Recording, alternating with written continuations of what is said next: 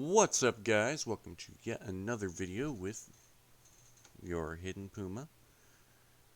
So today we are going to be talking about the new campaign levels. This is one of the dev blogs that I was expecting to come prior to the update, and well, here it is.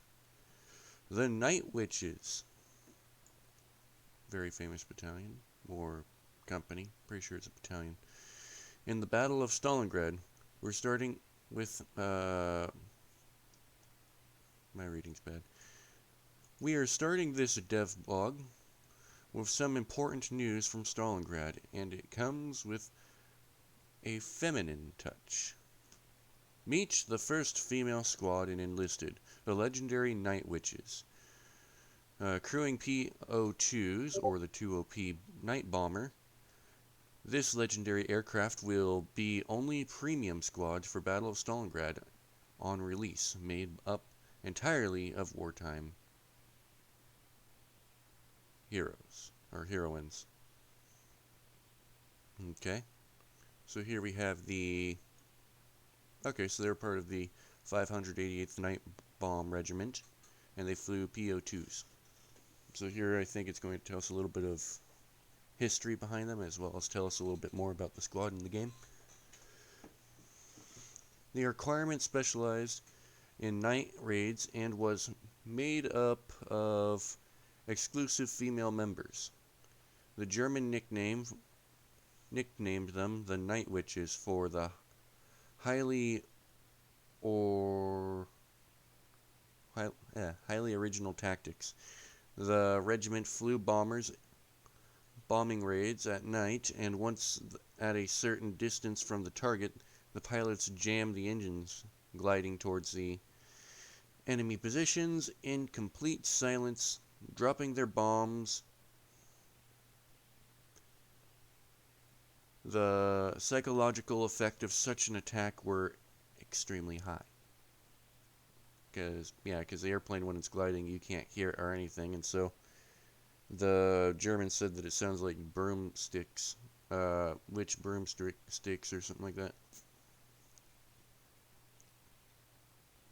So that's where they got their name, I do believe. So now we're going to talk about the airplane. This aircraft is only simple in looks alone. The lightweight plywood and cloth-clad machine is actually deceptively survivable. Along with being very controllable and maneuverable, you will have no problem dodging the attacks of the enemy fighters. Yeah, no, I don't think so. I think you're gonna get shot down with that a lot. No problem dodging the enemy attacks of the fighters, and rear gunner will cool down and ardor. I guess that might be the gun. Even sudden pauses. Cool. The PO2 carries two 100-kilogram bombs and two 50-kilogram bombs. Decent plane. More than likely, if you want to get this squad, I highly recommend it if you want to collect it, because they are a really famous squad who bombed quite a bit. Even Sabaton made a song after them. So moving on. New campaign levels. Invasion of Normandy. We are getting the Browning M1919A6 and Gunner Squad. Ooh, so this is going to be like Machine Gun 3, I think. And then for Deutschland, we are getting the Maschinengewehr 34 and with the Patriot.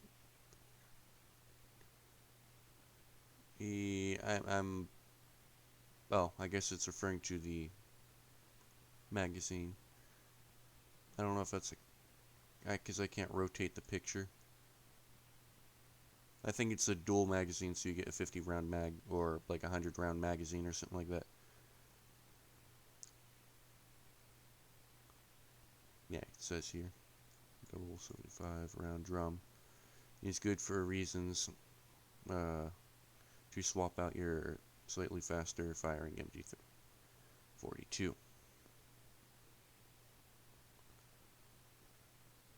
Okay, so going here, ultimate high damage,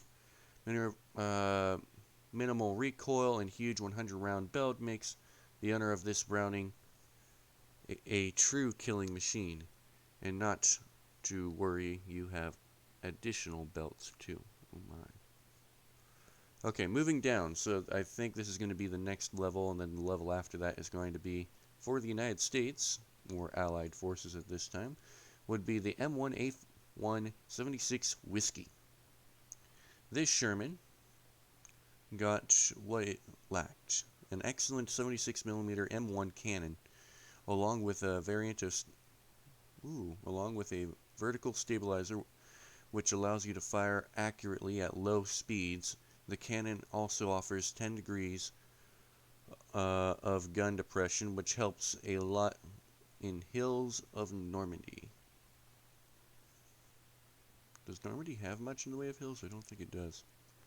And then for Germany, we have the Panzer Kampfwagen aus 6 SDKFZ 181 Tiger 1E. I really don't know how you would put in the E designation, so it might not be 181, it might be something after that. Because like the 186 is the Jagdtiger. So the Tiger E. This big wildcat is on the prowl in Normandy. The magnificent 88mm KWK 36 cannon and robust armor are sure to make a difference on the battlefield. Just make sure to keep angled. Hey, look at this. They're even telling us how to be good in it. They probably just don't want to hear the complaints about how I got killed by a Sherman. So pretty much, long story short, why it says that is, if you don't angle, this tank will kill you. If you do angle, this tank won't kill you. And the reason why you hear about the Shermans not doing so well against the Tigers in reality is because they didn't have the long barrel usually. They usually had a short 75, and there's reasons to that. That would be due to the United States Army preferred the short 75. And then for the premium squads that we're getting in Battle of Normandy, we are getting a squad with a Colt Monitor machine gun with a modified version of the Browning M1918 with a compensator. The reduced recoil is made even more controllable by an ability of the squad. And of course you get your premium bonuses, really helpful. Probably Marines, because I see them on a beach. And then here, just have to look at the helmet alone to say that they're Fallschirmjäger. I do believe that is the name of the German paratroopers. An assaulter squad equipped with the Kurali 41M submachine gun, high damage, excellent rate of fire, and large ammo capacity, along with optimum class abilities. And here is your bonuses. Bonuses to the individual squads. So, well, let's look at them closely here. Fallschirmjäger. Not bad. And then here you get I think they're Marines because they're on a beach. Scrolling down here, Battle of Berlin. So in the Battle of Berlin, we're just getting 2 things in a premium squad. Battle of Berlin, we are getting the Assaulter Squad, apparently, for Russia. This semi-automatic rifle was created in 1916, but the year doesn't matter when you see it. Specifications, it has a damage output close to rifles, along with decent magazine size of 25 rounds. That is decent. That sounds like a really good rifle. Why didn't they produce more of these? M43s. Oh, I'm sorry. MP43-1, the Assaulter Squad. That looks more like a Sturmgewehr to me, but, well, I think it's a predecessor to the Sturmgewehr. You get a Sturmgewehr, everybody gets a Sturmgewehr now. Accurate, powerful, long-awaited, this assault rifle will prove excellent at close and medium range, and the increased damage will leave enemies with even less of a chance at longer ranges. And considering that Berlin is a huge sniper fest, that is going to be a very good rifle. Now for the Soviet Union, they also get a LA-7, and Germany gets a BF-109 K4, or ME-109, depending on how you would say Messerschmitt. The success of the LA-5 and its F and FN modifications, the engine became even more powerful and aerodynamic characteristics have drastically increased. In short, the LA-7 is improved in every way. It can also equip 2 100-kilogram bombs. Okay, so you have decent bombs. Now to Germany. The great and terrible Kurfürst, the last production modification of these beautiful German fighters. It offers a perfect balance of flight performance and firepower, equipped with powerful 30mm cannons armament, or 30mm cannon armaments. Now the premium squads. Oop, looking too far in. You get an assaulters, the assaulter fighting Yak 9K, equipped with a 75mm cannon, with powerful armor-piercing shells, and a precise hit with no problem penetrating the roof of the enemy armored vehicles. Yeah, that's going to be pretty powerful. The pilot came to an effect perks. They can withstand high G overloads and recover faster from effects. Wait a minute, do they get a G suit? I'm going to be jealous if they do. Then for Germany, they get the Panzer IV 70V. I like to call it a Jagdpanzer IV. Jagdpanzer IV 70, because it is a Jagdpanzer with more armor and better gun. Is one of the most advanced German tank destroyers, excellent armor, side skirts, and potent 75mm cannon straight from the Panther. The vehicle's crew is also optimally trained for its class and arrives immediately at level 4. Very nice. I have a feeling these are going to be pricey. Looking at the tank here, for Berlin, I have the Jagdpanzer IV. It's great. But for Berlin, there's a lot of things that, well, actually, Berlin's not really the best of tank maps anyway. But there's like a lot of debris and stuff, and sometimes it's not easy to fire over them. On top of that, you don't have a revolving turret, so you can't just traverse and kill the guy next to you. No, you have to back up and try and run away to get him. Now, Battle of Tunisia. There's 3 of them. Yeah. Battle of Tunisia. We get the Beaufighter Mark 10, and attacker pilot squad. This is great, guys. You get the X marks the spot. Pretty famous British attack aircraft with incredible frontal armament consisting of 6 machine guns and 4 20mm Hispano cannons. And, of course, 8 rockets for thick-skinned targets. However, the Beaufighter really puts out the heavy in the heavy fighter, so the rear gunner will definitely come in handy here. For the ME-110C7 attacker pilot squad, not premium. I don't know why I want to say it's premium. That's down farther. Another heavyweight with well-equipped, excellent frontal armament. All guns are concentrated in the fuselage, which increases the ease of accuracy of fire. For the ground targets, 110 comes with 250 kilogram bombs, as well as a MG-13 gunner protecting the rear. Then we get the Johnson M1941, a worthy replacement for your M1 Grand, less recoil with large magazine capacity. Not bad. I'll go back and look through all the pictures in a minute. The HZ-29 for, I guess, Czechoslovakia. A Czechoslovakia semi-automatic rifle with 10 round in the magazine, high damage, but at the cost of high recoil.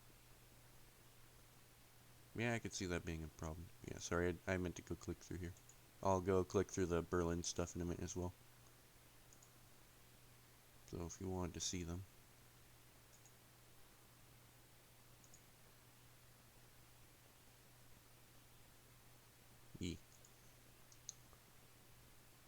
So now we are going down to very good vehicles. For the British, they have the Sherman 2 with a tanker squad. I don't know why a Sherman would ever come with a squad, you know, armored unit. This is an export version of the M1A1 for the British Army, although, oh wait, I'm sorry, Sherman 2, I don't think I said that. For the British Army, although it is one of the first modifications of the famous American tank, it can still rule the battlefield in Tunisia with solid armor and decent 75mm gun. This is going to be very terrifying, and we think that the M3, or Grant, so Lee chassis, but it's a Grant, and we think the Grant is scary. Well, at least the Grant is all scary and everything until it meets that Italian tank destroyer. The Panzer IV F2, one of the most recognized modifications of the Panzer IV, has finally arrived in the sands of Tunisia. The long-barreled 75mm gun can take on any enemy regarding the armor through we won't bore you. You're all familiar with this one. Yeah, we're all familiar with it on War Thunder. Great tank. Very great tanks. I did a War Thunder player event for Tunisia, and the Panzer IV, for the most part, wrecked the Shermans, specifically at range. Now to the premium squads. For the Allied forces, they are getting the, well, Matilda. Everyone knows this name. Not everybody, but the notoriously thick armor of the infantry tank can commonly withstand even the top German cannons. A fast-firing gun along with highly trained crew are included. Very good. Now the Panzer IIIN, that's going to be scary. An infantry support tank with a rapid-fire 75mm cannon and an additional machine gun for the commander. The crew, of course, also comes specialized for the vehicle. Probably going to start out at level 4. Now I said I was going to scroll up here and I was going to look at the pictures for this earlier. So, STG, aeroplane, another aeroplane, Panzer. Okay, now, just like I said, I was going to do that somewhere in the middle. I think all of the premium squads are really good this time around. Well, I'm going to pass on that one. Although, I don't know, it's armor. That armor, though. Just wait until the Churchill comes. Battle for Moscow. Ooh, and this one should actually be really good too, because if you lob a HE shell into some places on Tunisia, and I'm sure if you play Tunisia, you know where I'm talking about. If you lob a 75mm HE shell some places, it will kill like tens, if not 20s of people. Battle for Moscow. The Russians, or Soviet Union, will be getting the DT-29, and this model of machine gun boasts a large magazine consisting of 63 rounds and somewhat less horizontal recoil when compared to infantry version of the PD-27. I'm not really sure what the differences are in these. Or what the difference is in the PD-27 and the DT. I'll look it up maybe later. Karali 39M for the Germans. A Hungarian submachine gun with a fairly heavy round. It offers high damage, very high rate of fire, and a high capacity 40 round magazine. A highly effective option for any high and mighty assaulter. Yes, that sounds very nice. How big is the... I don't know, I guess the shells are a little bit bigger, but they don't look that big. Because that clip is kind of small. I'm kind of curious to know how the gun pulls the ammo out of here, because I think the bullets are all standing up straight in here.